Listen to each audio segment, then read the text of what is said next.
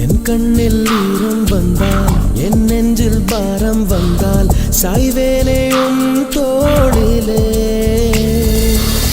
கண்ணீரே கூடாதென்றும் என் பிள்ளை வாடாதென்றும் சொல்வாயே அண்ணாலிலே இனி ஒரு ஜன்மம் எடுத்து வந்தாலும் உன் மகனாகும் வரம் தருவாய் உன் வீட்டு சின்ன குயில்